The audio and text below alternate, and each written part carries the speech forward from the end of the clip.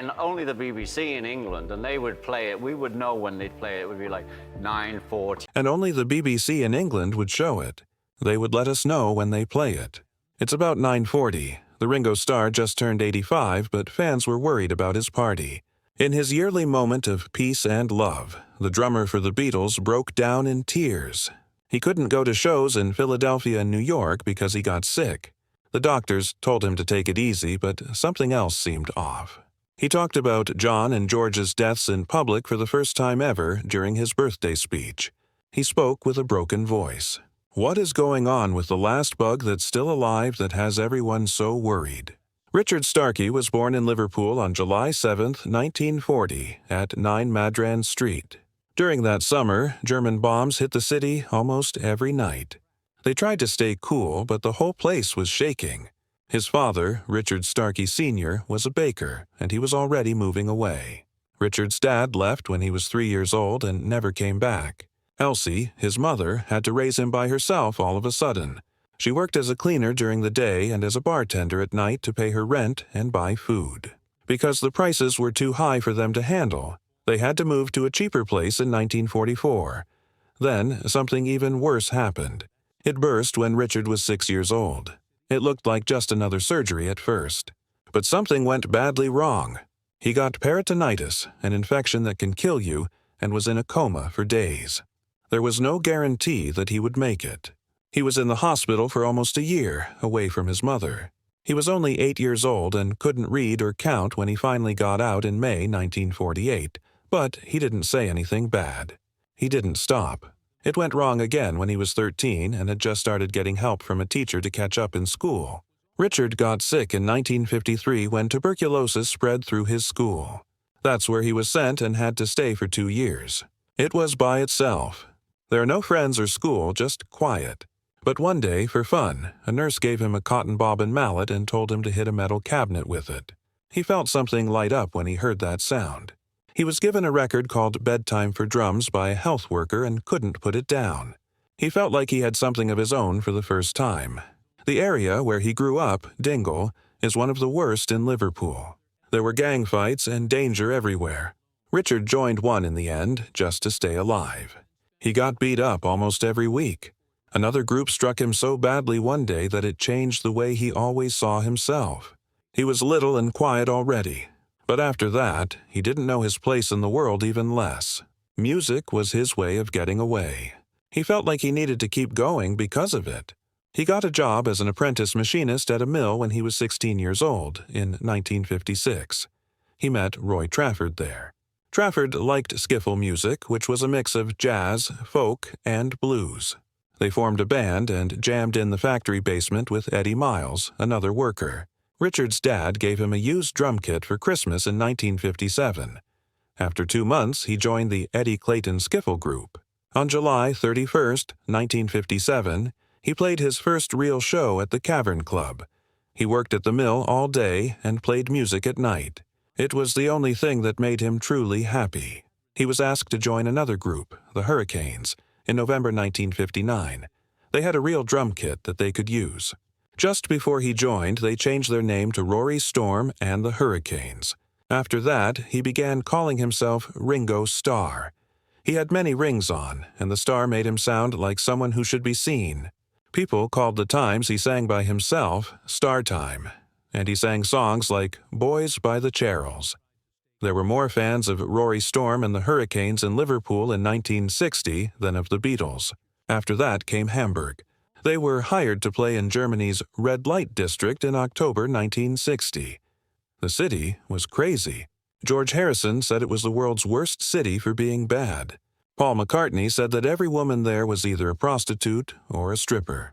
They played music all night, drank and did drugs all night, and didn't get much sleep. It was a mess.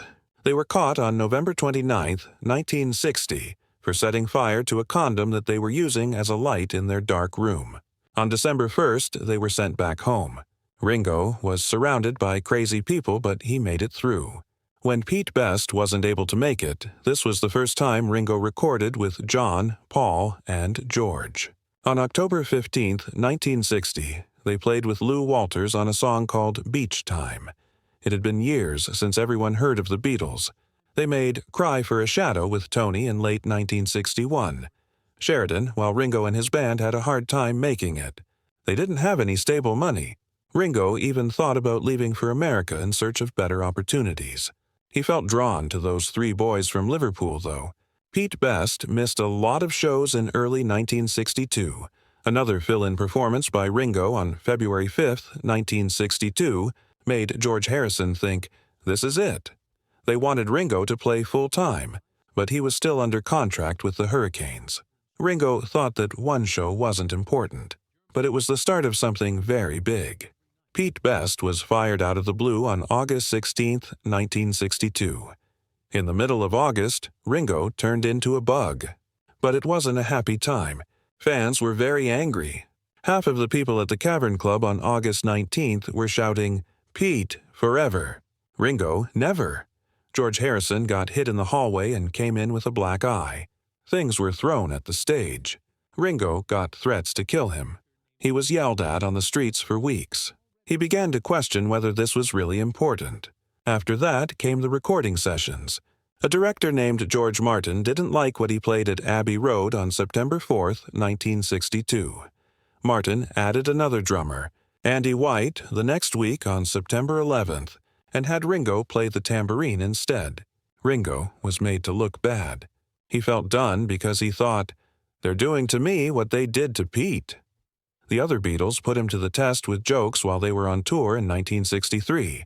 To see if he could handle the stress, they hid his drums, lied about show times, and made up fake crises. When the band played a show in Wales, they had to use someone else's instruments because their own had suddenly disappeared. Ringo stayed cool even though things were rough. He slowly earned their trust. He had a weird way of playing the drums because he was left-handed but used a right-handed kit. That his odd setting gave his rhythm a unique sound, but he was always afraid it made him look like a bad drummer. He practiced all the time because he was afraid of losing his job. He couldn't sleep because of it. But the Beatles used that style in their music. It changed the way songs like Love Me Do and Please Please Me felt.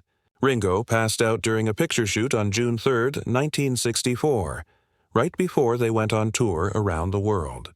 When his fever reached 102 degrees, doctors told him he had tonsils. The band had to decide if they should cancel their biggest shows in the U.S. or find someone else to play. They got Jimmy Nicole to play the drums.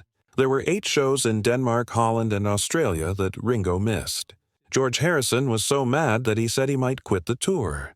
Ringo didn't want surgery, so he went to Australia while he was still sick and joined the band there on June 15th. When the Beatles arrived at JFK on February 7, 1964, they were sick and almost lost everything they had worked for. They didn't know what was coming. 4,000 fans were yelling before the doors even opened. Ringo walked out with a smile on his face, not knowing that he was about to cause a lot of trouble. His silly personality made him a hit right away, but the love turned dangerous very quickly. 4 months later, on June 13th in San Francisco, 500 schoolgirls went crazy just to see him while they had a short stay at the airport. 5 of them passed out from being so excited. Ellen Rand, who was 18 years old, was in charge of the Beatles fan club in California. She gave Ringo a surfer shirt before passing out in his arms. People had to step up as guards for the police to keep him from being crushed right there. 20 police officers had a hard time keeping the crowd in line. It didn't bother Ringo at all. In fact, he said, I enjoy it. But that was only the start of what Beatlemania would do to him. Ringo became famous on screen because of how funny he was while shooting A Hard Day's Night in 1964. He took over whole scenes without trying. But behind the charm was a tired person. Ringo passed out during a picture shoot on June 3rd, just 1 day before their world tour. He was rushed to the hospital with severe tonsillitis and a high fever. He was told by the doctor to rest, but the show had to go on. Jimmy Nicole got $2,500 a show to fill in for him. Ringo thought he was being pushed out for good. He watched someone else play his drums while lying in a hospital bed. He came back a week later, but he was still scared. They flew to the Bahamas in 1965 to film Help. It felt like a trap when they walked into what they thought would be a fun journey. The political situation was tense, and the people there didn't want a British band to make the news. During the whole thing, John Lennon drank. He later said it was embarrassing and that the local leaders kept insulting them. At one point, he almost lost it and began to yell back. There were so many guards that the band couldn't move without them. As the hours went by, Ringo, who generally keeps the peace, could feel the tension rising. It was no longer fun. Being alive felt like a must. Things were different by